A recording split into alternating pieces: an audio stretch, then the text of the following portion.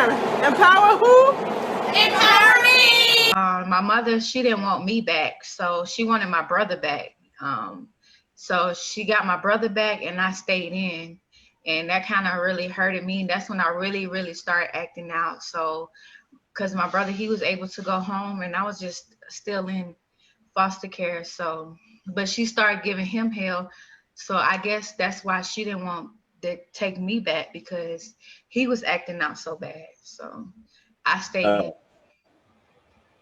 So where was your first placement, I guess? My first placement was in a foster home. That's where we was both together. They put us both together, and then we was there for about a year. And then they was like they asked my mother if she was ready, to take us back, and she decided to take my brother. I guess because he was older, and then, I used to follow behind my brother, so I did everything he did. So I guess she wanted to try one at a time. So she took him back, and he was still doing the same stuff. So she was having trouble with him, but it's a little bit hard trying to get them back. Once you get them out, they get them back in foster care. So she just had to put up with him, and I stayed in. So I acted out because I felt like it was unfair, and I was Mm-hmm. hurt by the decision because I didn't have my mother love, and I always wanted to go back home, and I didn't understand why she picked him over me. So I would act out and do a whole bunch of crazy stuff, and that would cause me to move from foster home to group home until I finally did get in this foster home where I was about to get adopted, and I wanted to get adopted. And then, like, when it came, we was doing the process and everything, and it came down to it. I don't know, something just clicked in my head, like this ain't my real family. You know, I was getting sexually abused in that home, so I didn't want to be there anymore by my foster dad. To this day, my foster parents don't know this. I really try to, hide that. I really never told anybody, but I was just like, I can't sit here and keep getting abused for the rest of my life, because he was trying to get me pregnant when I turned 18. And I felt like, this was when I was 16. And I felt like that was too much. So I acted out, and I like messed up their car or something, and that's when my caseworker finally moved me out of the home because she was just like, nobody could understand why I didn't want to get adopted. Nobody could understand why I was acting out. And then I didn't know how to express my feelings or how to tell people what was wrong with me, or sometimes I just always hid it because when I was younger, that's what I was used to do, hiding and holding everything in.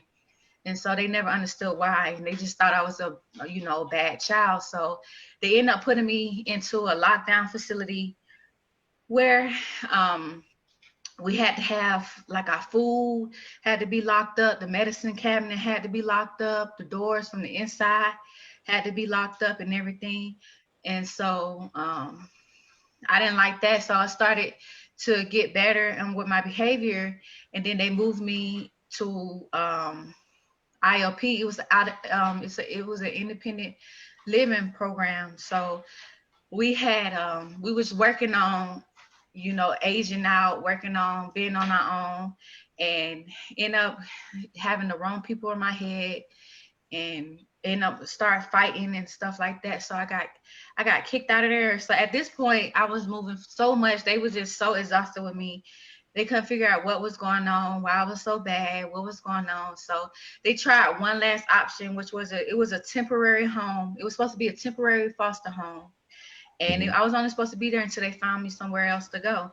And by this time, I was 17, about to turn 18, and that's when I had Miss January, and she was one of the best, the I one of love the Miss best, yes, the January. best foster mom ever. Like, I loved her so much because she understood. She took the time out. She didn't judge me, even though I was rough from the start, but she taught me how to be a lady. She taught me, even though I didn't really tell her too much about my past or what was going on, she kind of, I guess she kind of felt it. So, I ended up, graduating, getting my stuff. but I didn't know, I still didn't know the proper, I knew it, but I still didn't, do the proper channels of aging out properly. I wanted to be grown and I wanted to live life on my own. So I ended up running away. But But she was the, uh, I want to go into that, but I still it'll be remiss of me if I didn't go back and ask you, like, when you was at that particular foster home, what is something that a case manager should have asked you or should have noticed, so that they would have immediately arrested the individual, and shut down the home, but move you out of that dangerous situation. I did. First of all, it was a home. It was for pregnant teens, so that should have been the first sign because I wasn't pregnant at the time. I guess they had exhausted all their options, and that was just the only place for me to go. So they moved me there. So that should have been the first flag. But when all of a sudden everything had been going good, and I was, getting about to get adopted, and all of a sudden I just out of nowhere didn't want to get adopted, and they didn't know why. I started acting out, and I had to actually do damage and stuff because I had been telling her I wanted to leave and why, and they was like, why, because they were just so ready to close my case, and it was just like, why, and I didn't feel comfortable with telling them, and I didn't know what was gonna happen to me, and I didn't, I was scared. So Mhm. she should have known signs like that. All of a sudden I just didn't want to get adopted anymore, and then that's the number one goal. Kids want to be a part of a family. They want to be a part of a home. That should have been a sign right there, but she didn't recognize the sign. She didn't ask me if everything. She just was upset that I ruined the like a placement because I had been moving so much that they got tired, and so she thought that this was going to be it, and then I didn't want to do it anymore. So Hmm. Uh, and yeah, that I don't know, because I want to make sure, like, even doing the work that I'm doing, like I want to make sure that, like, hey, if I come across this kid, like I generally don't take any signs of aggression or anything that a kid is doing as a personal attack towards me or my work. I take it as maybe this young person don't know how to properly express themselves appropriately, or whatever. So yeah, that I don't know, that was a tough one for me. And you said that he wanted the perpetrator was at your home, but was it the one that wanted to adopt you? yeah, they was it was her husband. So they wanted both to adopt me, and I feel like that they wanted to adopt me. She wanted to adopt me for his own reasons, and she actually probably did want to be part of the family, but I didn't know how to express it to her. I didn't want to. I don't know. I guess I had a big heart then. I still didn't want to ruin their marriage. I still didn't want to. I felt like it was like, kind of my fault back then. So I didn't really want to, they had a daughter and a son in the home, and I didn't want to do that. So that's why I started acting out, and I guess I kind of put the blame on me, made it seem like I was just doing my regular routine, being bad, out of control. So and even But even in you my first foster home, I was getting sexual abuse by their nephew, and they did not see it either. All they used to do is just pick on me, and I told one of the girls that was a foster girl as like me, but all she did was pick on me and bully me. So from then on, I didn't want to tell nobody what was going on with me. I didn't want to act up, and that's why I was really upset that my mom didn't take me, because she could have rescued me from that situation, but she didn't. So this not only this happened to me once, this happened to me twice. So um, that's how I dealt with it, by acting out, moving and leaving, moving and moving, and that's how. And I guess that wasn't the right thing to do, but that's the only thing I knew how to do at the time. Mhm. And I just want to, like, it wouldn't be the mentor, big brother, and me if I didn't ask you. Like you know that like none of that crap that happened was your fault. Like right. Yeah, I know now. I know Okay. now it wasn't my fault, but back then I didn't know, and I didn't want to get anybody in trouble, and I just felt like, you know, I'm already labeled as a certain person, so what is it? Why? You know, I just want to go. I just want to leave. Like move me. Mm-hmm. Oh, wow. So have you had the chance to talk with your biological mother? I've talked to her. When I got out, I think when I turned 18 or whatever, I came back and visited because my mother, you know, I still like all these years, you know what I'm saying? We used to go back and forth to court, and she still would never take me. And I had no family member that would step up. And, you know, I would kind of put it to the side, you know. But one day I did actually, like, all my feelings that I had balled up, it blew up on her. And I really, like, got it out and stuff like that. And she was just like, she was so upset, and she kicked me out of her house. So, but I was able to get everything out how I felt because, you know, I had been holding it in so long. Mm-hmm. And she actually was upset. She kicked me out of her house, but I never was able to talk to her again about how I felt.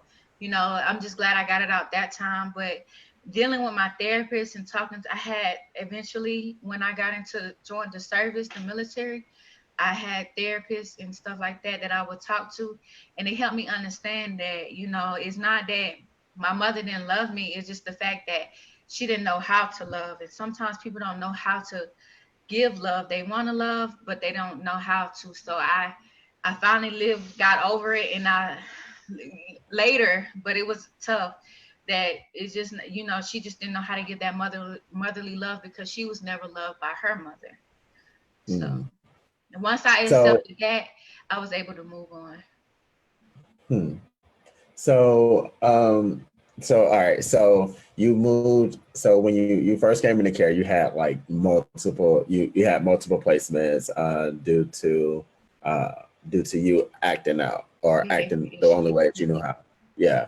Um, were there any one of those placements that you felt like, man, this was a good placement? Like you can look back on it now because they say hindsight 2020 or whatever. Yeah, and you're like, man, that placement was really the right one for me. Could you ever say that about any one of the placements? Yes, Miss January, the last one. That I loved her. Like she was awesome. Like Uh-huh. and I stayed with her. I stayed with her till I got on out. Uh-huh. And And in so, my and behavior so, school, everything did good. Like they was actually do in this privacy agency. So I was able to move from DFACS to the private agency. And that's how I got able to stay in that foster home instead of it being temporary. So hmm, yeah. all right. So you ran away from Miss January's house. Like why do you why do you did that? Why did you do that? Because I was 17, I was grown, I wanted to live on my own, and I felt like, you know, I had just turned 18 actually, and I felt like, you know, Miss Jane, she was kind of strict still. She kind of treated me like I was a still like, you know, in the teenage years. I didn't understand. I'm like, okay, I'm 18, I'm grown now. You know what I'm saying? Why do I have to have a curfew? Why do I have to ask permission to go to the movies with a guy if I wanted to? So it was kind of like, you know, the rules. I didn't want to follow the rules. And I kind of felt like her daughter, she kind of felt like she was on my level.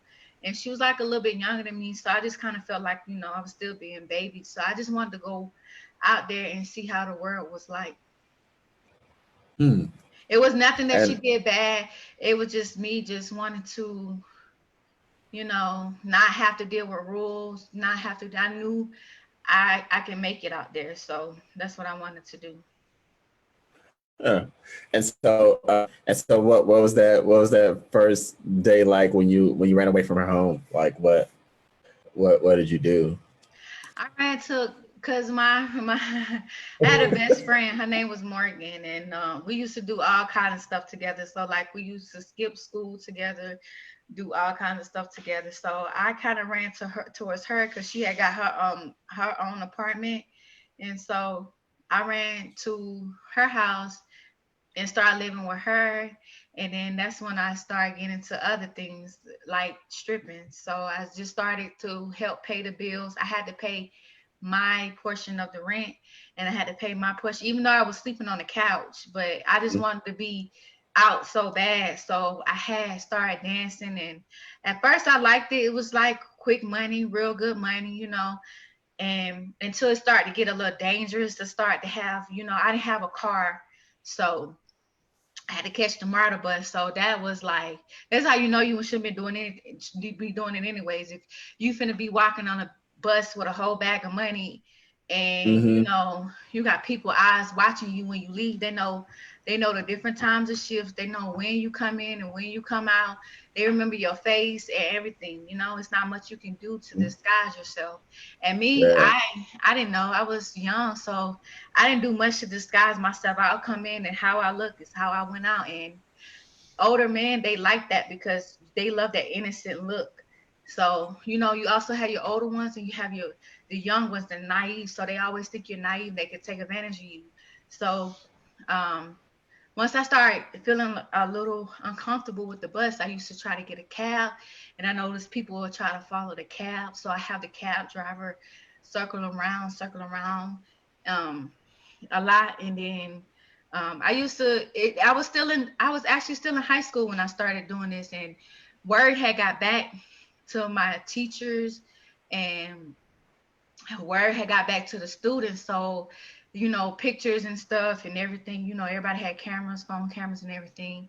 So they just started sharing my pictures and sharing everything. And it got really too much. It got really embarrassing, like until like the teacher's like, "Are you okay?" Administrative stepped in, and I didn't really want them in my business, but they was all in my business and stuff. And they just really wanted the best for me. So I was just like, I would see I would see all the older women at the strip club, and I'm just like, with like 5 or 6 kids, and I'm like, oh no, that's not what I really want, and that's not how I really want to be remembered. So we get like sad and we get like embarrassing, especially everybody at school. So I had to hurry up and graduate. So I hurry up and that was my motivation really to graduate, because I was like, man, I'm tired of people, looking at me, sharing their pictures and everything. So I even had to switch high schools and stuff like that. And when I switched high schools, I had to drive from like 30 minutes away just to get to school. But I made sure I graduate. Even I did what I did. I had to do what I had to do since I graduated so I can just live my life. But it started to get dangerous, and I started to get embarrassed by it. I didn't want my parents finding out, but my mama ended up having a dream. She ended up finding out about it. So I ended up telling her about it. And I'm telling my daddy, and they cried for me, even though they haven't necessarily been there for me. I still respect them as my parents, and I still respect their opinions about stuff. So, I was just like, I got to do something else with my life. And I was just like, what am I going to do? I don't want to join college right now. I hate school. I just left school, and what to do, because I'm like, school really ain't for me. So I was just like, let me join the army. So I stayed with my daddy for a little bit. He had just got out of prison. Um, he was Did he crazy. know that you was in foster care? Yes, he knew I was in foster care, but he was in and out of prison. He couldn't get his life together, so he couldn't help me out. So he couldn't give the best advice, and he wasn't all the way there mentally as well. So he couldn't help me. So when he got out, that's when he tried to be in my life again. So that's when I reconnected with my father when I turned 18, and I went to go stay with him just until I got into the army. So I ended up staying with him, but he had a young girlfriend. When they just fresh out of prison and they get a young piece of meat, they just into, huh? No, that was my bad. I think it was echoing. I'm watching because I'm streaming it to Facebook Live as well, And so one of our advocates, you remember Brittany? She's helping me look at Facebook. Oh, okay. And so I stayed with him. We ended up getting into a real big argument, and he ended up picking his girlfriend over me. So once again, I felt like I was being put on the back burner by my parents, and I felt like I wasn't being loved again. So I was just like, I'm tired of trying to seek out their love if they're not gonna love me. So I'm just gonna do my own thing. Then I moved with my auntie, and then you know what I'm saying, like I kind of got bored there. So I was just like, I moved back with my friend, and you know, we were just kicking stuff, doing it, and trying to make it. And then that's when I joined the army. Finally got in the army. So after that, that's when my life started to go up. It started to progress, but I had hell trying to get there. But when I joined the army, I still had hell in the army because, for one, you know, I'm coming Wait, from. before you do that, before you do the army, I did have there was a question on Facebook. Do you think in foster care programs the classes to become a foster parent is missing anything? So that's the first part of the question. Do you think like for a foster parent when they have to go through classes, they have to go through trainings. Do you feel that they are missed? Because you actually, I think you've helped me train other foster parents and judges and stuff like that. So do you feel that their training is missing anything? Yeah, I do feel like it is. I feel like when they feel like the child is acting out, they feel like they need to put them on medication. That's what they did to me. I had a doctor, his name was Dr. Nice, and he would just always prescribe me all this medication, and I never did like that. It was embarrassing, like calling you on a school intercom. Palaesha Curtis, please come pick up your medication, or go to the nurse's office. Wow, Like, they it's did that? embarrassing. It's embarrassing. Like, so they always try to put you on medication and try to medicate you, and sometimes the medicine don't work, and they always changing up your medicine and it affects with your body. Like with my brother, they put him on medicine, and they gave him the wrong medicine, and it messed up him mentally, even with his eyes. Like his eyes used to always roll back to the back of his head, and it still do that to his day. And he's like 29 years old, and it still does that. So I feel like they need to get proper training on, you know, medication, and also learning signs, signs, like just like when we in the army, we get Mhm. classes on how to look out for people suicide. Like if people giving suicide, like they start giving away precious gifts, like a guitar that they got signed, or they start Uh-huh. giving away all their stuff, or they really don't enjoy the stuff that they used to enjoy. They don't want to come out no more. How to look for signs like that. I think they should learn how to read up on depression and anxiety and all of that, and learn the signs on how to deal with that. And Wow. just like I said, like how I act out because I was getting sexually abused, find out why the child is acting out, you know? hmm And you actually answered the answered the other part because I think the other part was what or is there something like awareness or seeing signs in the youth or like that. So you actually answered that and you answered that earlier, like when you said that the your foster parent or your case manager didn't see, they only saw the fact that you was acting out. They didn't go deeper into the reason why you was acting out was because this guy is trying to adopt me and have a baby with me at the same time or whatever like that. I Mm-hmm. could only imagine like how that would mess up your mentals. Yeah, So I was getting mentally abused, and not only mentally abused, and I just couldn't take it no more. So I did the only thing I knew how to do, and that was get out the home because I've been moved and moved and moved so much. So all I know how to do is just move I mean that's and a leave it. natural action to get away from stuff that pains you or whatever. So that's uh I think people who haven't gone through it don't understand it, and so it's a weird thing. It's a weird thing, and they automatically like people are afraid of things that they don't understand, and so they didn't understand why you was breaking stuff. So they're gonna try their best to kind of sedate you or whatever. Do you remember like the medications and stuff that you was on? It was like Rimadol, Adderall, um, had me on some bipolar medicine. Can't remember the name of it. Respidol, all these alls. But yeah, they had me in like I remember like the Adderall just used to just make me feel numb. Like I just be sitting in class and just off in space and teacher be calling on me. I couldn't like it was supposed to help you focus, but all I couldn't do is not focus because like all I was just like, kind of like high. Like I was just like in my zone and it was messing with me. Like, and one time it was so bad, like I just started falling on the ground to try to feel stuff. So Mm, yeah, it got real bad, the medicine. wow. I, And we would try to hide it. Like I would try to not like take it. Like the nurse, you know, she don't really be paying attention. So I would try not to hide it and take it. But when you in the group home, they have you line up to take the medicine. You have no choice. wow. I see another question that somebody posted on the Zoom. Can you see that as well? I'm trying to figure out what. So it says, what can you say about teenagers who are in the room most of the time? Can Carlene, can you rephrase that? It reads improperly. I think it's the autocorrect. It always gets me. So always have to have somebody check my stuff because my words are bad.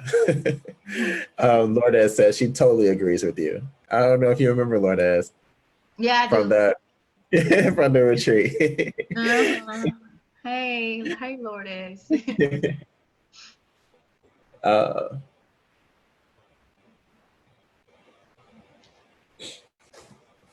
uh, what can you say about teenagers who is in its in its room most of the time? I I don't understand that question. You mind if I um unmute her so that she can ask it? Yeah, she can ask it. So I'm gonna allow you to talk for a quick second, Miss Gomez. Gomez. So what was your question, Carlene? You're able to talk if you want.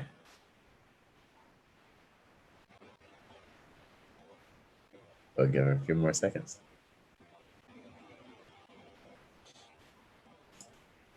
All right. So while we wait for Carlene, so how how is your like how is your brother or the I guess the one that your mother took back? Um, he's okay. He still runs back. I don't think he's matured enough like I have. Like, he's been used to being babied a lot, and the medication really messed him up. Like, but he's doing okay. He's out. He got his own apartment. He got everything after I got everything, but he's doing good, I guess. Hmm. So I do want to fast forward a little bit. So to the you said I think one of the things that we talked about offline was like that fast money ain't good money. So what is the one thing that you want to make sure that anybody who's looking into going into stripping, like what is the one thing that they need to know that you say if they don't tell you anything because or this thing that they keep out of training if they train you. I don't know what happens. Well, that it can get dangerous and that they always gonna want more. They gonna always you could sit here and say all you gotta do is just dance, but they always want you to do more. Drugs, there's always drugs that will mess you up. It will like literally could kill you. And it's just, like you could develop like different type of like alcoholism. It made me really start drinking a lot because I would have to try to get in that mode, get in that mind frame because I'm innocent. Like I never knew much about it, so I would just try to numb everybody and pretend like I was this person that I wasn't. So, it wasn't good on your health, and it was drinking to the point where like I blacked out sometimes, and that's not a good thing because anybody can do anything to you or slip anything in your drink, and and they would just allow me to drink, and I wasn't even 21 yet, so they didn't care what happened to me. They didn't give a fuck about me. When the girls left, they didn't give a fuck who was watching, who was following us. I barely even halfway trusted my taxi driver, to give out my location of where I lived at or where I was staying at or which hotel I was in. So it got real dangerous. So you just got to be careful with that and the drugs. And, I say like trying other things before you get into it, because you can get stuck there and you don't want to get stuck there. Good thing I didn't get stuck there. I did it for a little bit, and the money is not what you think. Like you have your slow days. You may make $200 or $300 a day, and then but you always gotta pay to leave. It's like you What do you you mean? gotta pay to work and you gotta pay to leave. So whatever they Was feed, what time you come in, you gotta pay them, and then once you leave, you gotta pay them a portion of what you made. So it's just like sometimes you don't even make nothing. You may make. wait, so how do wait? So I didn't know anything about that. So when you come in, uh, because my thought was that when you dance, like you go in and you make whatever. Well, you make what, like if you dance and you get all your tips, you keep all your tips. Maybe you tip out the DJ or the bouncer or something like that. But you're saying that when you come in, you have to pay them, and then before you leave, you have to pay them too. So Mhm. how does that work? Like how much do you have to pay them? It depends. Like you have different shifts that you work. So if you work day shift and you have night shift, so if you come in day shift, you have to pay. It all start at $55. Then every hour that you late, it goes up 65, 75, and then it keeps Wow. going up. And then when you leave, you have to pay your bar tab, whatever you drink and drinks, you got to pay that. Then you have to tip the DJ. Then you have to tip security guards. Sometimes you may have 3 or 4 security guards. So you might have to give them $10 each or $5 each. And you may only not even make that much, but you have to pay them when you leave. Or you can't Wow. you can't come in to work. Some strip clubs, they're dirty. They know you new, they know you young. Sometimes they will overcharge you to work. Sometimes they'll be like, oh, you gotta pay me $150 to work this today. And if you don't, it'll pile up, and they got your social security number, so they can charge it to you, charge it to your credit. So you have to Really? be careful with that. Wait, they can charge stuff to your credit? Hmm. They got your I security number. They have your ID card, because you have to get all of that. And then also too, I guess you don't even realize how much it costs to even start dancing. You have to get your permit. That costs about $350. You have to get shoes. That's $100. Then you have to get 2 or 3 outfits. That's about $100, $200 a piece. That's $500 right there. And you have to keep it up every year. Yeah, you have to get them your ID security, and then you have to pay to start working. Then you have to pay to get your hair done, get your nails done. So it's just a lot of waste of money. Sometimes what you make, it don't even equate to it. Wow. So I don't know. Like I definitely thank you for sharing that, because I know that there have been times where people, young people have said, yeah, I'm just go out there and make that easy money. Like I could dance, I could do whatever, and like now I can tell them, well, maybe maybe you want to think about saving your money up before you start doing that, because it costs money to make money. Like I never would have thought that, And a lot of honestly. and Like a lot of these men that go to these strip clubs, especially in Atlanta, they don't just want just dancing. Like they want a lot of extra stuff. So a lot of girls are doing a lot of extra stuff, like i.e. prostitution and whatever outside of the club. Like, yeah, I'm gonna meet you outside, or doing this. And then the next girl that want to come in and actually just want to dance and make her money and go home, they're not making anything, because these girls are already doing terrible stuff to get the money.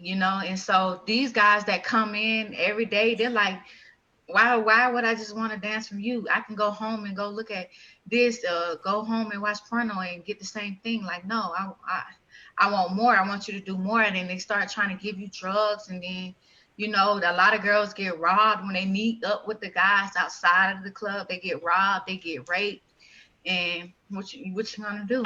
You know, so they don't even give you their real name, so you just And be.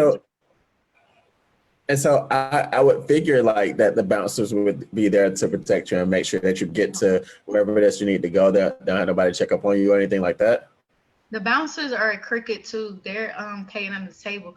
Like some of the girls, they pay the bouncers just so they can do what they want to do in the club, so they don't have to take it out the club. So if you paying the bouncer, he gonna act like he got his flashlight, but while the girl doing whatever they doing in the back and making her money, you know. So it just you gotta pay them too. You gotta pay them real good for them to keep their mouth closed, or you just gonna get fired and and leave. Hmm. A lot of So strippers now, they don't just dance anymore.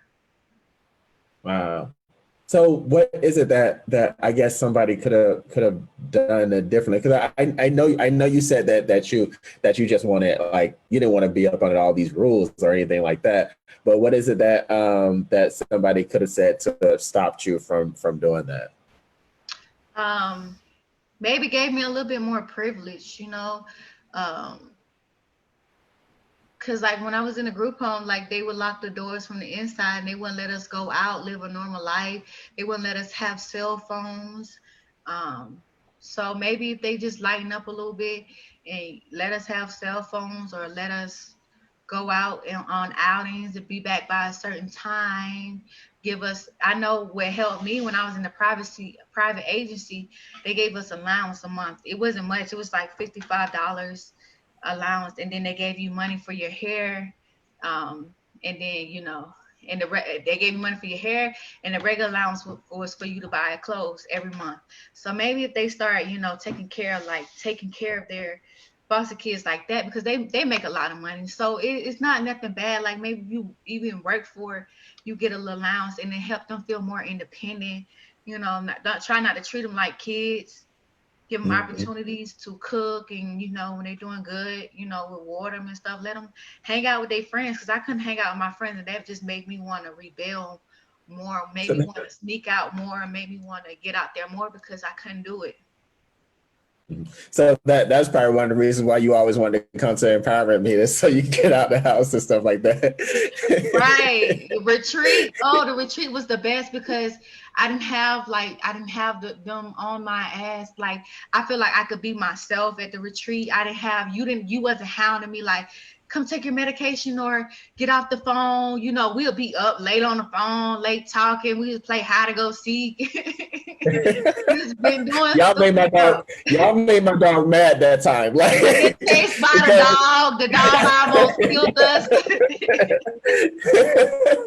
y'all wanted, because I think it was a fun game, but I had to put my dog out because I think the game was y'all had to what was it? Catch It you was or something. it was murder in the dark or whatever, and so the game was everybody was downstairs, and then somebody was chosen to be a murderer, and if you got tapped, then you couldn't say anything and you couldn't do anything. And so the lights were out like where we were. And Kayla was right there beside me, and she wasn't having that. Like she's like, nope, nope, nope, you're not coming up. Why she would not let us she, touch you? We was like, okay. she was like it was such a night and day difference too, because of the fact that like on the drive up to the cabins or whatever, like she was licking y'all, playing around, and Right. y'all was wrestling with her. And But then as soon just as y'all snap. started trying to attack me, she wouldn't have her. I had to put her outside. Like that Right. was Right. And it was just fun, you know what I'm saying? Like just not having to wake up like that. We went water rafting, you know, maybe having more outings for the kids to do as well, just instead of staying in the house. Like That would be a good thing because like that was just like a stress reliever for like I didn't even want to leave. I didn't want to go back. Like it was fun, like being around other people talking about issues and you hearing us, you listening to us, you know. So So, so because of a lot of the work that y'all helped to do, especially from doing the retreats and then doing a lot of advocacy with empowerment and stuff like that. One of the things that came out of that later, as everything is now we have the prudent parenting, which allows for the gosh, what is it? I'm gonna get it. It's crossing my mind. But what pretty much what it does is it allows for foster parents or group homes to give that to be parents. So it allows for say for instance, like you wanted to go hang out with your friends, and you've been doing everything that you're supposed to be doing at home, at your group home or at your foster home. You're doing good at school. Uh, you're on the right level. I don't know. I know it's not when I was in the group home we had levels or whatever. And now the foster parent or the group home parent, they can say, okay, you're doing what you're supposed to do. You can go out with and just return at this particular time. And the foster parent don't have to have any liability right, if something were to happen. But on that flip side, if you aren't doing what you're supposed to be doing, they can also say, no, you can't do that. So I right. think the law, yeah, the law, the reason we're prudent parenting standards. I knew it was going to come to me. So the law it allows for them to at least let you spend the night for up to 2 nights without having to go through your case manager and things like that. So I just want you to know that like because of some of the Awesome. work that you did, now that some of those rules and policies are in place now, That's whatever. awesome. Oh my Uh, gosh. I would have loved to do yeah. that. That was Yeah, awesome. and Brittany says on Facebook, they also have a graduated independence. Yes, they do. And I'm looking at another question. So, and I see Aaron's on. Welcome, Aaron. So, do you think if there were free programs to learn trades that would help foster care? I'm looking. I'm trying to read the question all the way through. Would that deter the need for you to dance? Like if there were different trade school programs and things like that, would that Definitely. help? Mm-hmm. What trade would you want to do? Like if it was like the ILP classes, like even like if they had something like that, like you had your own apartment, maybe three girls lived in it and stuff, and they had a curfew, they can come in because like with the ILP they had curfew, so like they can leave and come back, or somebody can come in and sign them in and sign them out, you know. So that would have been definitely better. Or if even if when this group home we got to participate in sports or something, have something to do after school instead of just coming home and being in the house all day watching this one TV between 5 or 6 people, and Mhm. you then go on to bed, and that was like terrible. So like we could participate in like track or something like that. That would have made a difference. But they didn't I thought, allow us to do activities outside of school because it was, I guess we had to be supervised. And like, if we was to wanted to go to the movies, the foster parent would be in the back mm. while we in the be in the front while we in the back. We're like, dang, that gets embarrassing. We're like, damn, your mama had to come too. Oh, that's insane.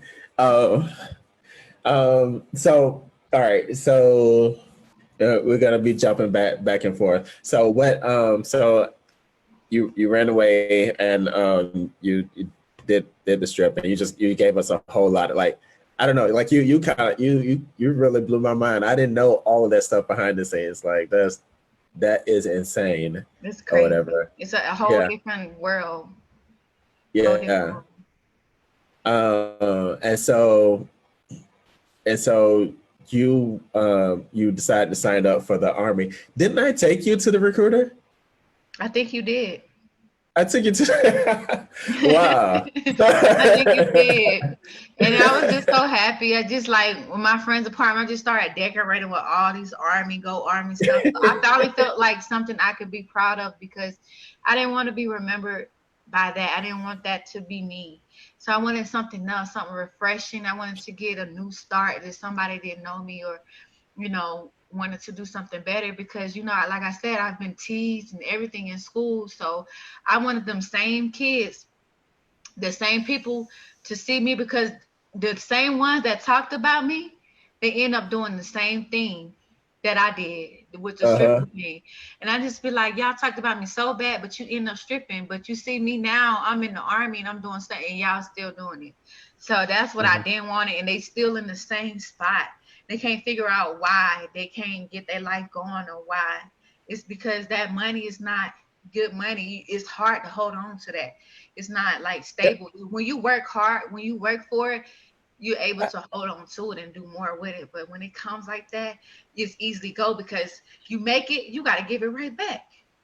I feel like I want to fight. Like I want to fight. If I here and now you taking all my money, like I feel like that'll be me. Oh, Like yeah, and then you got to worry about the girl. You have to worry about competition too. It was always times that they'll try you, you'll fight because they feel like you taking their customer, or they feel like you're taking, because they come in for that person regularly, or they might like you. You have to fight with them and do all of that, and it's just gonna be worth it. wow.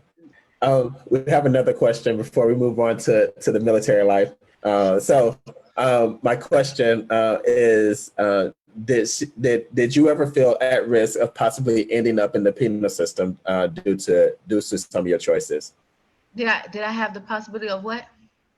Ended up incarcerated in jail or what have Oh, you due to some. definitely.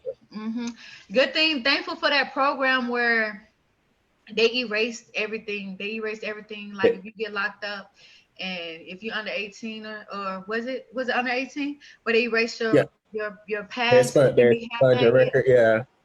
sponge your record. So, Yeah. so what?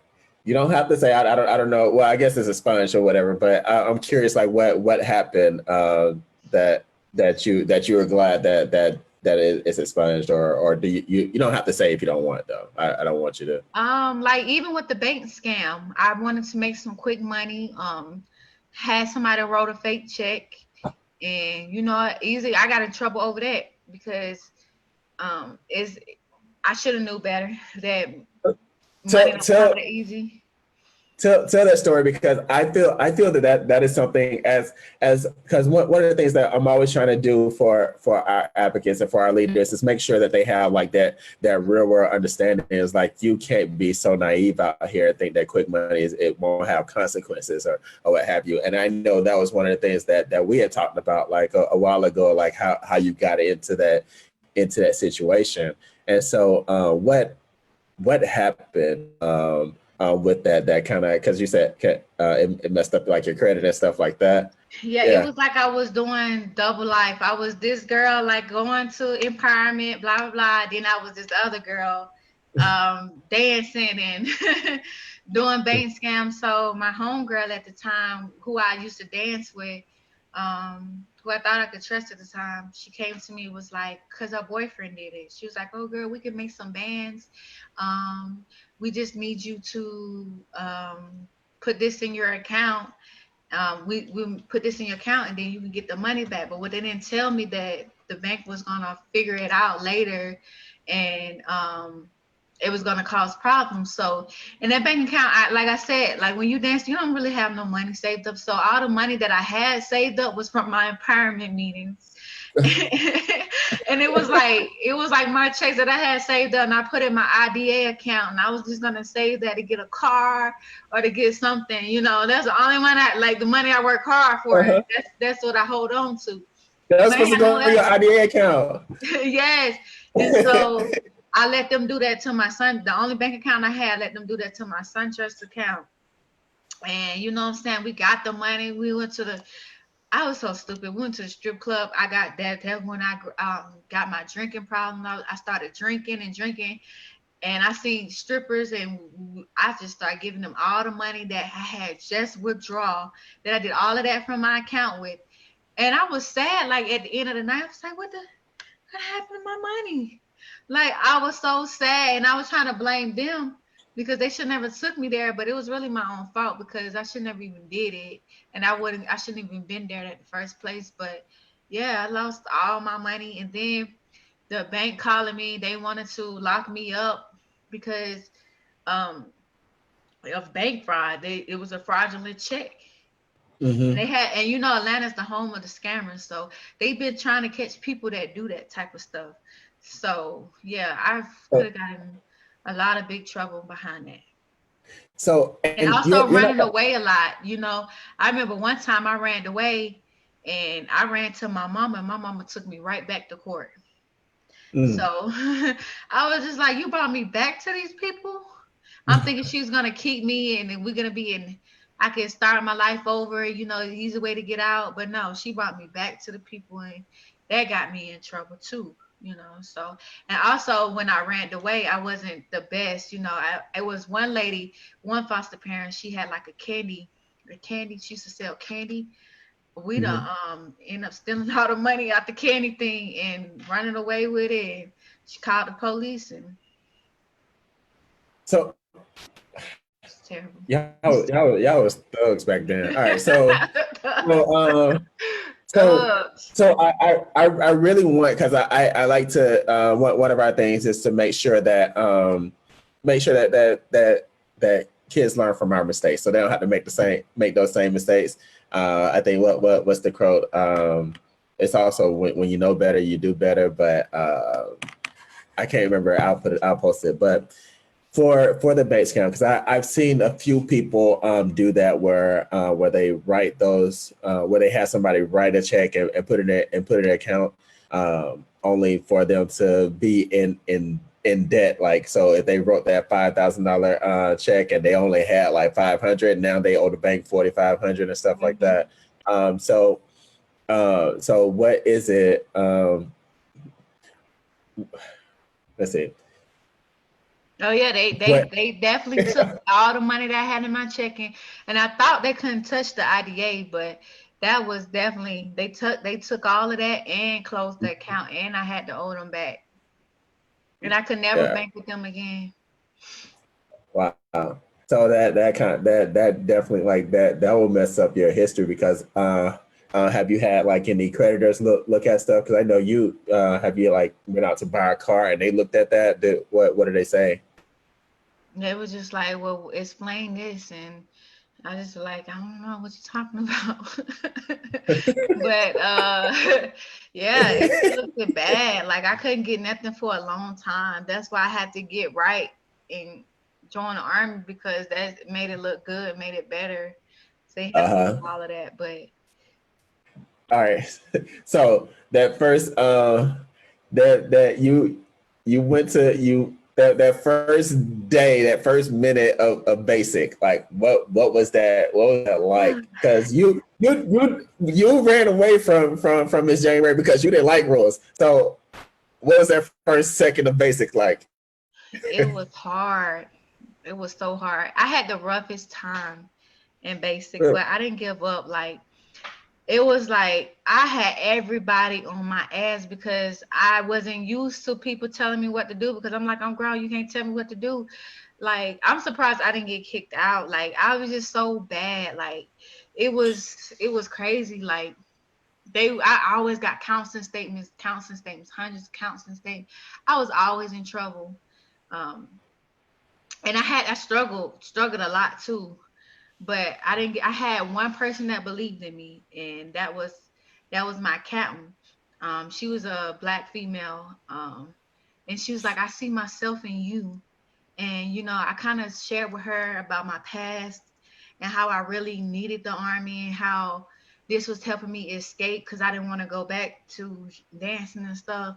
And every time my first time try to write me Article 15 or what is that? That's like a real bad thing that they try to do to get you kicked out.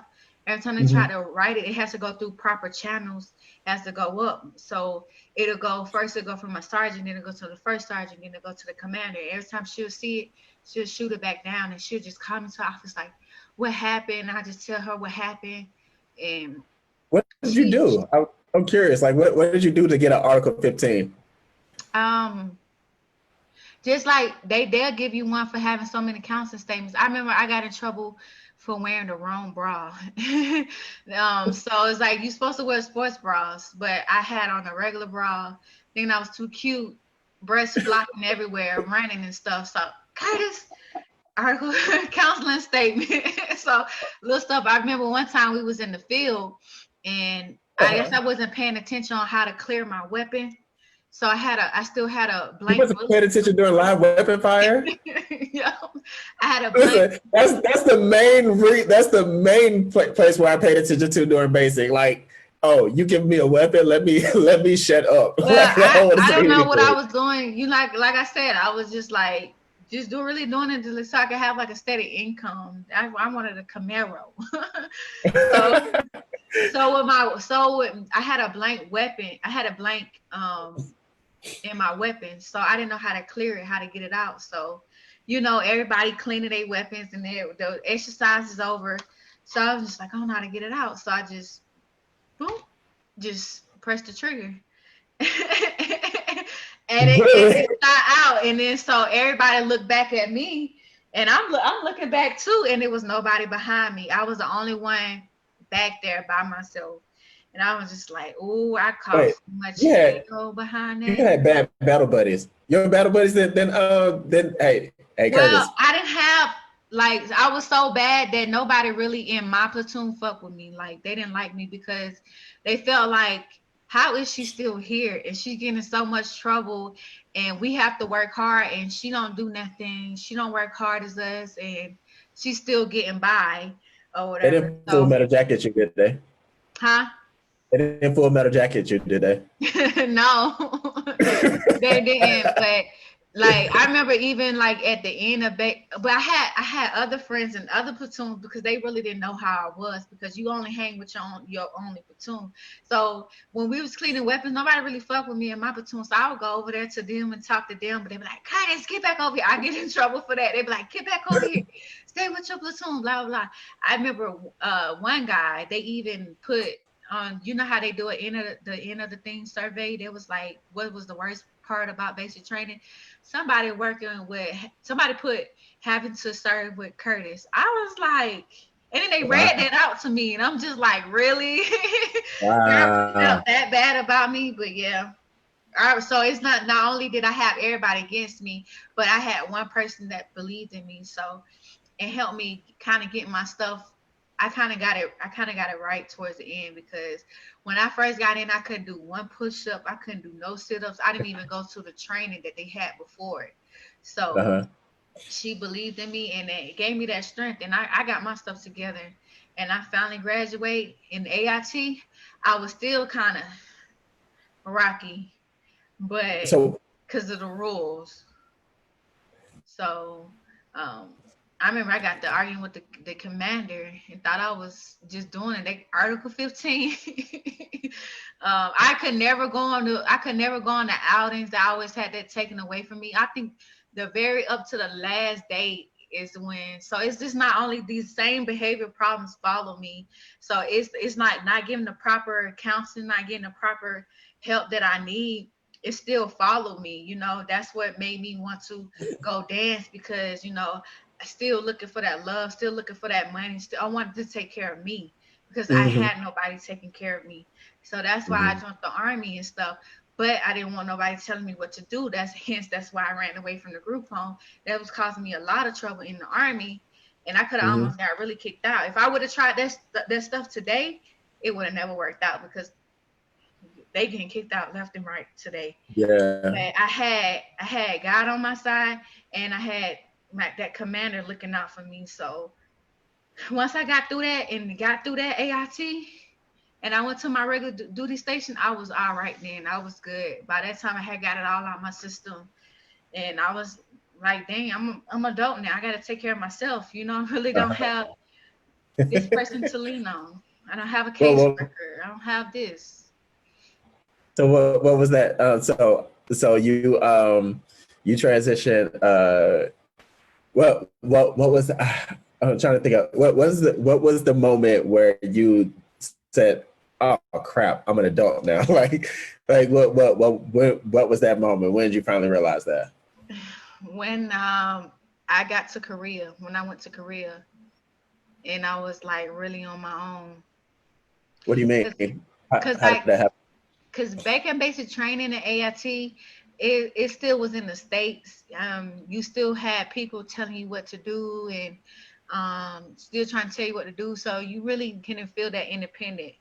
But when you got in a whole nother country and you didn't have your family, your mom, you could just fly to on the weekend or Uh-huh. drive to on the weekend. It really got real for me, and I'm just like, oh, I'm really in this. I'm really doing this. I really can't leave. I can't get out of this. I signed a contract. You Hmm. know, like I really have to start taking care of myself, and I have to do better. So that's when I really started doing better, and straightening up, and being smart with my money and saving and stuff. All right. So before we go on, I have three questions on Facebook and three questions up here, and I wanted to give Miss Carlene another chance to ask her question. So somebody said you learned a quick lesson about that bank account because she said that happened to her. All right, I so did. And do you remember me coming to you and I didn't even tell you the full story? I was just like, they took my money from the IDA account and I don't know why. You remember me? I was coming to you trying to get it back. You was like, I don't know. We're gonna try to get it back. But it kind of, I yeah. don't know. Tell me half stories. So, Right. do you think youth find it difficult to join the army or job corps due to the strict rules, such as like the no smoking policy 30 days before? They say that seems to be hard for some because I think that was one of your things because you're supposed to go in a few times, I but know. I got your pee yeah. wasn't clean. Yeah, Yep, that yeah. pee wasn't clean. Yep, it was hard. It was hard because me still wanted to do what I wanted to do, but still wanted to see some progress. It don't work like that. If you want change, if you want a different solution, you got to do something different. And me still Mhm. trying to be the same way I wanted to be, it didn't work out. So I actually got my date got pushed back and further and further and further. But once I wanted it for myself, I was able to stop. It was really hard. Like the no smoking was really hard for me. So that's why I just started drinking. And Wow. I got real drunk.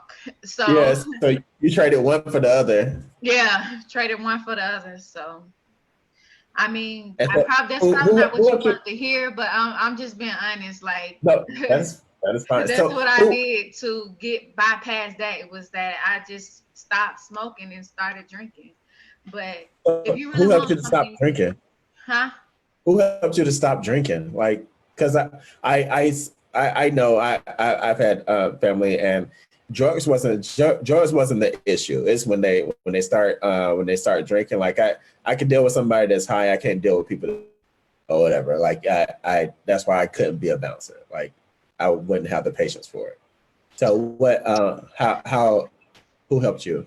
Um, First of all, like uh, just blacking out and getting robbed. That really helped me. Like I would get so drunk, I would wake up and my money be gone, my ID card gone, my military ID card gone. I'm just like, anybody could have had that information.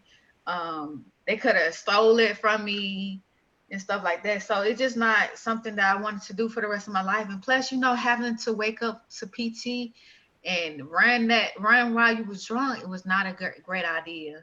Because as we all know, we like to drink, especially in the army. We like to drink on the weekends. It's fine. But when you gotta wake up and it takes a lot of toll on you, and then you get in trouble for it. If they smell it on you, you even look drunk, you got in trouble for it. Yeah, And because me, you can't. I got DWI too. That ain't fun. Jail time. I had to do 45 days weekend jail. That was not fun. I had to 45 days load in a weekend jail. What's that? machine. Huh? What's 45 days weekend jail? It's like when you report to jail on a Friday and you get out on a Sunday, or to get out on a Monday.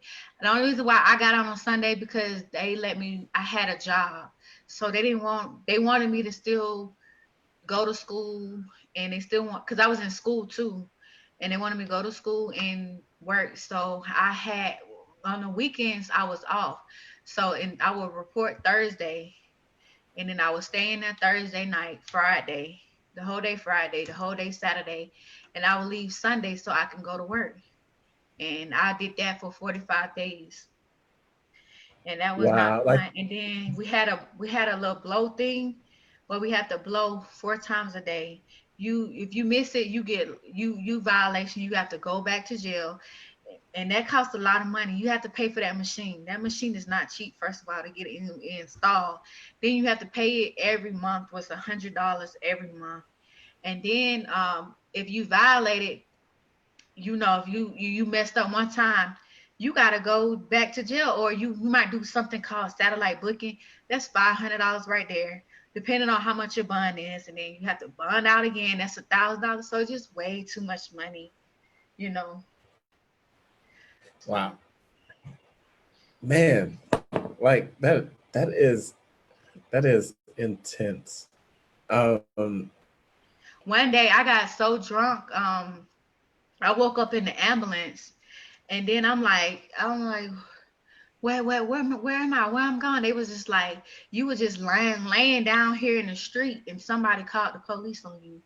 And I'm like, oh my gosh. And then you know what they did after I got the ambulance? They took me to jail for for public intoxication. I'm just like, I can't keep doing this. I can't let the liquor affect me like this. So I guess that's what with me dealing with my emotions, because that's what I would do. I would just drink and forget about everything and just forget, and until I blacked out. And that wasn't the answer. And then you never know, because I feel like that night I did get poisoned. I feel like somebody slipped something in my drink, because I never got so bad where I just woke up in the middle of the street and my whole wallet was gone, everything. And luckily they left my car keys, so I was able to get home. And but I still went to jail, and I had to go back and get my car. And it's embarrassing. I'm calling my friend, can you come get me? What, you in jail again? Yeah, mhm. I so think, yeah, I think I remember. I think I was this close to cursing you out because you was posting your stuff on Facebook, and I was like, "You're not been." I think you was posting all your money and stuff on Facebook, and I was like, you just giving an invitation for people to rob you, right? yeah, I think I remember saying that to you on Facebook and telling you to take that crap down or yeah. whatever. You have to Somebody definitely be said, careful with that. Somebody's always watching. They used to Mhm. all, cause I used to get so drunk when I went to the same club. They knew me. They knew I was gonna get drunk by the end of the night. They knew they can rob me. They knew, how many cell phones, how many iPhones I done got stolen. I'm having to get a new one. Like, it was like almost every other weekend, and that wasn't cool at all. And I ain't had the right friends around me at the time, because they was getting drunk right along with me. So it just like we was all drinking, getting drunk, all driving back drunk, and it was terrible. So "Wow." one Uh, of one of somebody, us had to somebody change, and then said, the next one changed, and then we had to separate, and then we all got better. they all said, "Congrats on your graduation." I assume that's from basic or Oh whatever. yeah. So Yeah, graduated from basic, graduated from AIT, and I'm out of the army, medically retired out the army. So yeah. a question was, are you do you would you say that you're more principle centered now because of your life experiences? Um, And what are some of your principles that you have now because of that? I feel like I'm more, yeah, because of my experience, but I feel like I didn't have to go through all of that. Shouldn't have went through all of that to get to this point. And I don't wish that on nobody. To I feel like if you can hear through other people, like I learned from other people's stories, and I learned from other people's situations too. So if you just listening, just learn from my situation. Don't go through it. You don't have to go through what I went through, you know. Just try to be better. One of my principles, I don't even drink no more. So well, I can't right now because I'm pregnant, and also being a mother, that also helped me a lot, you know, definitely changed me a lot because like I don't want my kid going through the same stuff, you know. And you had stopped Definitely not drinking a gonna while give ago. my huh? You had stopped drinking a while ago, right? Yeah, yeah. But you know, they like that just helped me get better with that. Um Especially being on your own now that you have got it out your system and stuff like that, you don't want to do that no more. You just be Mhm. so tired of it. You be like the same old thing, oh again, nah. So, Mhm. you know, especially if you So know something could have happened to you and you survived it, yeah, and it may not I'd have be been so may not hurt. be as lucky as next time. That's not a good thing. Yeah, I'd have been so hurt, and devastated. Um, so so you're in Korea and now you're an adult or whatever. Then what happened? So then what happened? I'm like, dang, I gotta live for myself. You know me, trying to get to the money again. So I'm trying to figure Uh-huh. out how can I make some extra money. So I I just did what I was supposed to do, and then when I got back to the States, that's when I got married. Cause you know when What? you get married, you get extra money. So, me, I don't chase the money. Do not chase the money because it just be I be doing some crazy stuff. That's so I that was the worst because he actually loved me and liked me or whatever, but I was just like, we finna get this extra money, you know, move our posts. So yeah, that relationship didn't end up lasting long. So yeah, we didn't work out. So good thing I got that out the way that time. But after that, I promise everything was better. Like my life started to get better. I just like, okay, you know, it's just time to stop making the fast money. So I went to Uh, school. I got into school, so they started giving us extra money for school. So I was like, okay, cool. So they give us money to go to school, and I just started going to school, getting my life together, and stacking up my bread and working on my credit because I Illegal. had messed my credit up. So So how else did you mess up? How else did you mess up your credit? And when did you realize that your credit wasn't important? when I tried to get a, because I had an apartment that I had before I joined the army, and I just left it. Like I paid on it, and they let me use. I told them I was a dancer, and for some reason that qualified me to get an apartment, but it won't work. It won't work to today. But um, yeah, that messed up my credit because that came on my credit, and then also I had Wait, got so you just braces. left? Huh? Yeah, I You just just left. When I joined the army, they supposed to let you break your lease, but uh-huh. I didn't tell them that I was joining the army. I just left, and I left all the furniture there and stuff like that. So they kind of messed up my credit as well. And then I also had braces, and I left the state, and I didn't pay for it. So after I didn't pay for it, that kind of went on my credit. So not paying for stuff when you know you did it, like AT&T, I had the security ADT that got on my credit. The phone company got on my credit. So every little thing can mess up your credit. So I had to start credit card bills if you ain't paying them on time. Military star card. Oh Jesus. And so I feel so as I guess kind of like a mentor, I feel that is part well, I guess I was still learning too, but that is still something that they're supposed to teach you. Like like when you're leaving your apartment, you need to actually fill out those papers. You need to do that walkthrough. You need to make sure that that everything is in order. And I know some like a lot of times if you don't know what you don't know, and so when you just leave an apartment, that means that you abandoned it, and that goes on your rental history and stuff like that. Right. So yeah, I kind of take I don't know, I feel like I take some of that guilt because of the fact that like I didn't teach I didn't teach you that, but then again at the same time I didn't know that either. So I feel Yeah, like I didn't know an older that. person, They didn't yeah, tell me that when I first got my apartment. They didn't tell me that. So, I just left it and left the furniture. I didn't even bother to move the furniture out because I'm just like, I'm finna start fresh. I'm finna join the army, so I don't care, you know. So I can't bring it with me. So hmm I'm just like left it and it messed me up.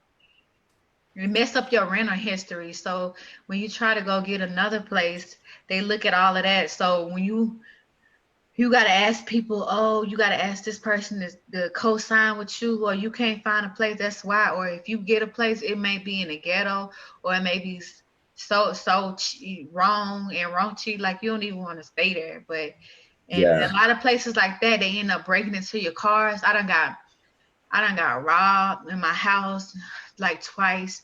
I done seen somebody get robbed with a gun. I almost got shot. You don't want to live in places like that. hmm And I was even in yeah, the army when that happened, so it's crazy. wow. All right, Yeah. so I want to go to, let's see, I think that's Michelle Scott said that she had a teenage girl that stays in her room most of the time, but I also know when she's depressed, she just likes her space or whatever. So I think that was more of a Well, maybe just trying to reach out to her, try to, it's not good to be depressed all the time. Like, try to figure out, why she's depressed or what can you do to make her feel better because depression can lead to suicidal thoughts and it can lead to suicide because when I was so depressed and I was in my room all the time, I would I tried to hang myself with a hanger in the closet, because I was just so depressed. So just try to make sure you're watching her and let her know that you love her and if stuff that she enjoys, try giving her stuff that she'll enjoy doing, like you do it with her, or actually spending the time out to talk to her. Don't just let her sit in her room by herself because those thoughts can get way heavier because she's gonna feel like nobody cares about her. She's gonna feel like nobody loves her, and then she just rather just be dead. And you mhm. don't want it to ever get to that point. Mm. All right, and Miss Jashawn, shout out Region One, Miss Jashawn Roberts. She I says, remember her. I'm so Hey. he says, I'm so very proud of you and did not realize that you had been going through so much. Keep striving for great and follow your dreams. Please know that I'm still here as a support to you and congratulations on becoming a mom.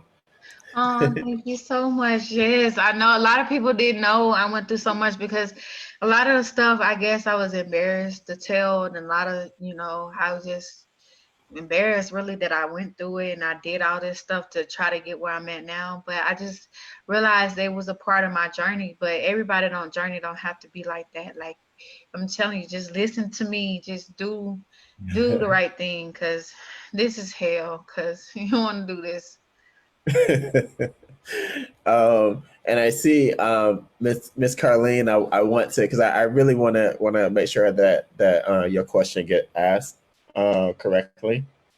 So I'm gonna try and take you off mute now. All right. So you're unmuted. Oh well, I unmuted you. So if you can ask your question that you asked earlier, that'd be great.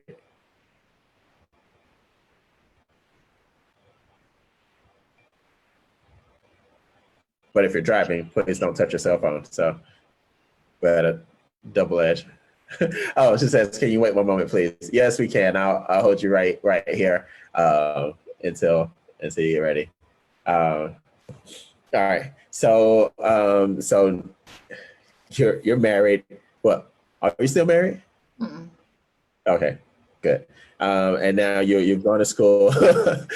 Not good. Not saying it like I don't know. I don't know Yeah, if because it was for the wrong reasons. I understand what you mean. It's okay. yeah. All right. Um, so what are you studying in school? Like what's your I got my first degree in medical billing and coding. what? Now, yeah, I got an associate's degree in medical billing and coding. Now I'm back in school for health administration. I graduate this September. So, What? yeah. Yes, so I'm just happy for Are you that. just gonna keep that a I secret love from me? Like school. as much as we've been texting and talking, you just I gonna keep. thought you knew that. I thought you knew How am I that. supposed to know if you don't tell me? I posted it on Facebook. I'm not. Whatever. No. But yeah. Cause at first that's why I joined the army because I didn't think I was gonna like school, but now I just like, oh, I love school. School is easy. I feel like it was easier. It's easier now than it was back in high school and stuff like that. Cause I had a lot going on, a lot on my mind, and a lot too much. But now that I'm focused and stuff like that, school is so easy. Hmm. Wow. So, That's why I went I'm, back. I'm, You know, I'm, I prou- could have just stopped. I could have just stopped with that, but I went back. uh, I'm proud of that. I think everybody is proud of that as well. No, thank you. Um, so what is the future? So do you plan on like working for a hospital or doing Yeah, contract? I can work for a hospital, doctor's office. I want to work at a plastic surgery. So like Really? it seems like it's fun, you know, to see what people want to fix. But I could work in any one of those that I want to, All right. like any So medical field. for all of our listeners, if you have any openings or any internships, do you want to stay in Texas?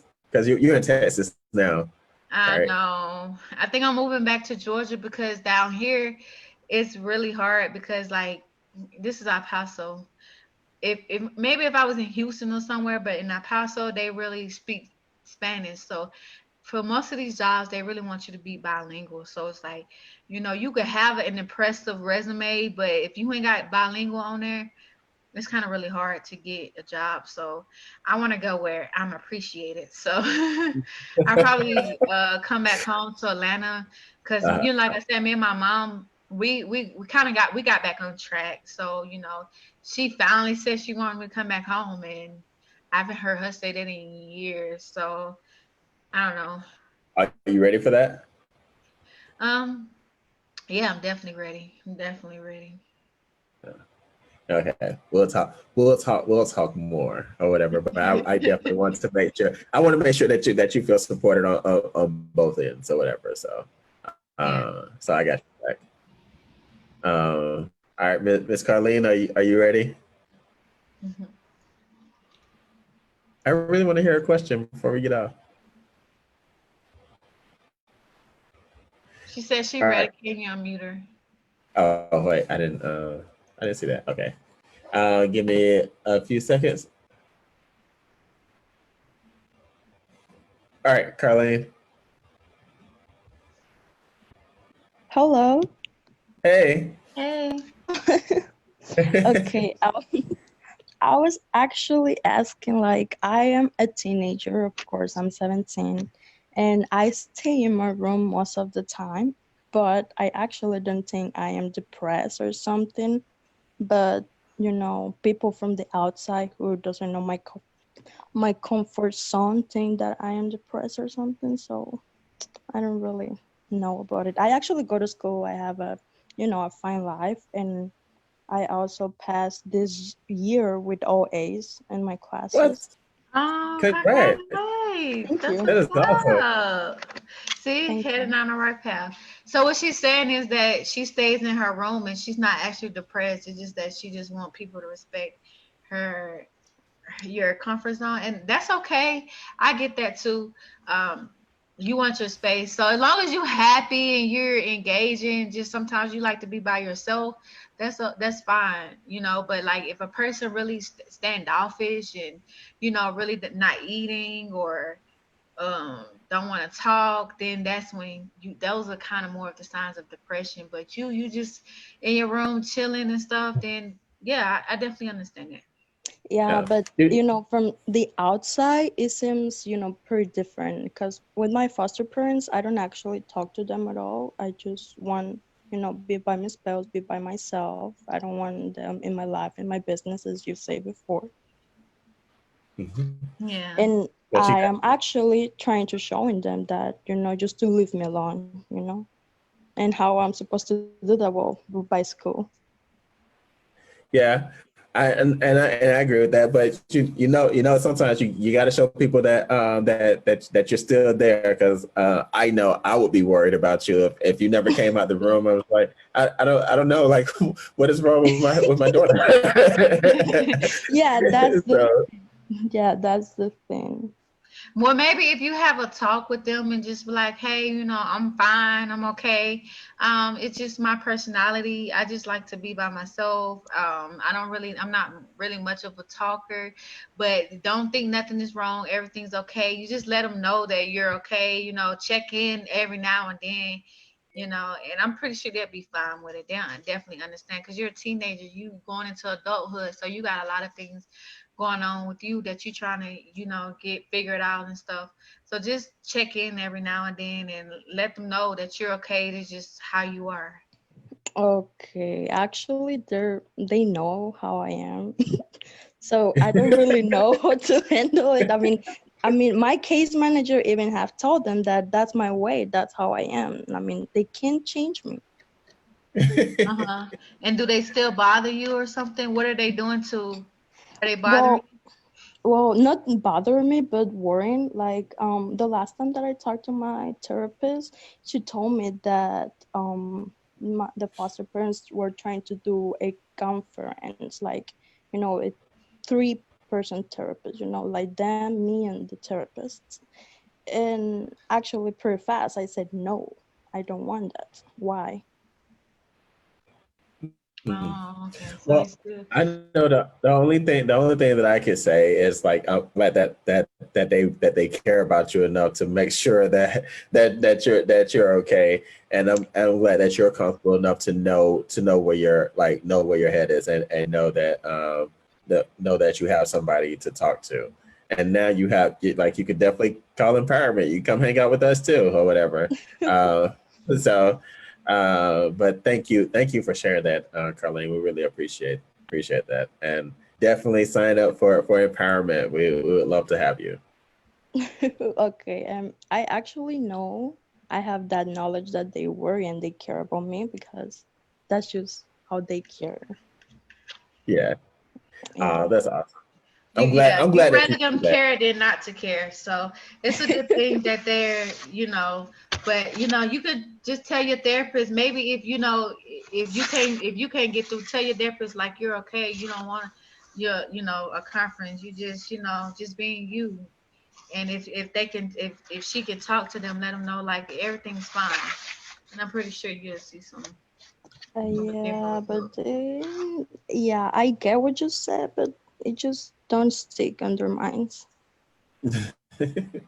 Yeah, we understand. All right, so we're gonna finish this up because we're running over. Well, not running over, but I think we're about at the end of the Miss Palaesha saga. But thank you, Carlene. We're gonna take you off. Well, put you back on mute. You muted yourself, but thank you. Aaron says congrats on Aaron said, and he says congrats on motherhood, by the way. Oh, thank you. Congrats to him too. I didn't know he was on here. Yeah, Oh, he's on Facebook. oh Lord. Oh Jesus.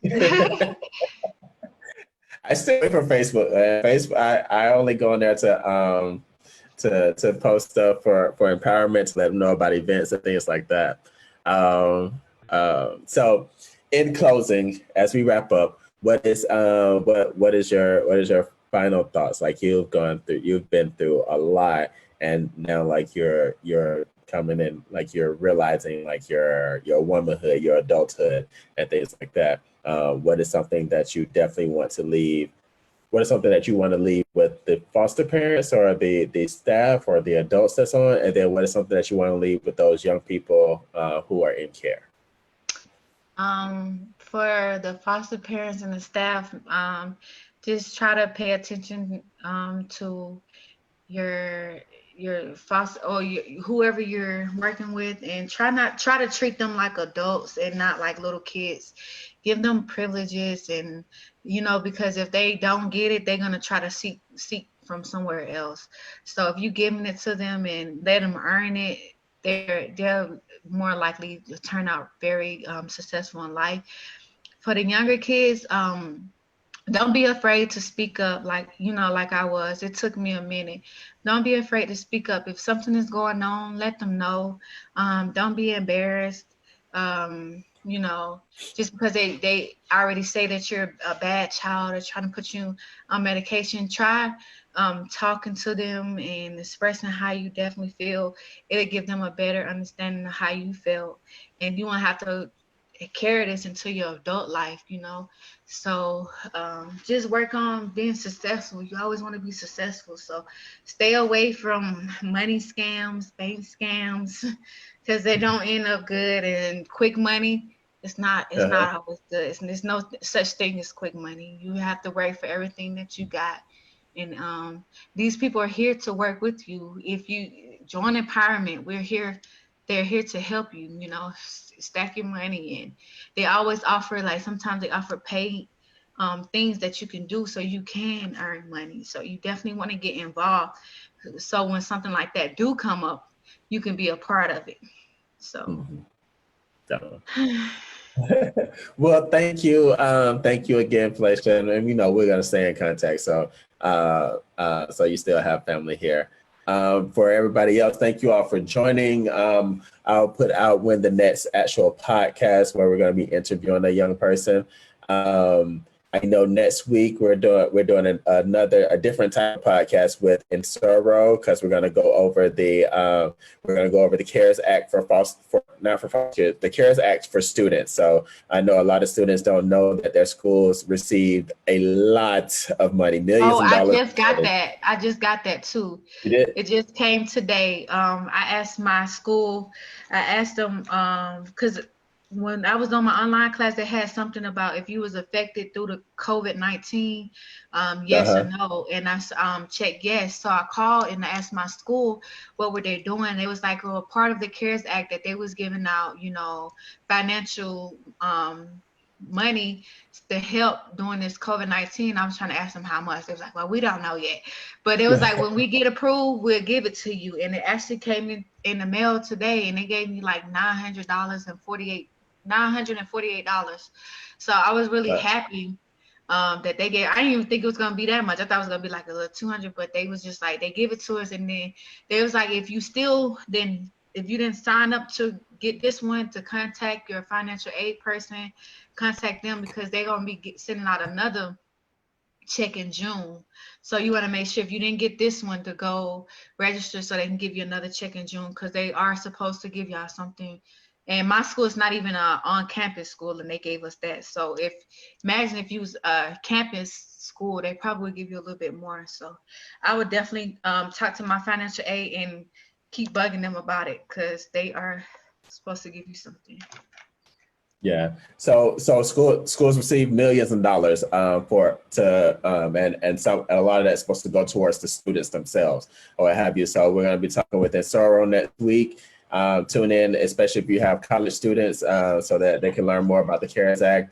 You should receive an email from me, because next month's webinar is going to be on medication, actually. So we have a doctor who's going to be on, and he's going to talk about the medication themselves, what they're supposed to be used for, what they aren't supposed to be used for, and things like that. So you might receive a survey from me asking you, what medications are you taking that you have questions about, or what medications are you giving a kid that you have questions about.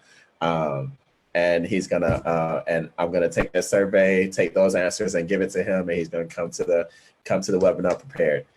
We're gonna be doing more streaming, more gaming. We had so much fun. We came in first a lot of different times, so we had so much fun playing Fortnite the other day. We were trying to figure out what we want to do. We might want to do a cooking tournament or something. We don't know. But be on the lookout. If you haven't received if you don't receive our emails, make sure that you're on our news list, our newsletter list. Thank you all for joining. Thank you, Palaesha. We really appreciate Thank you. for And having me. you have my number. Don't hesitate to use it to ask questions or whatever. All right. Bye, everyone. Later.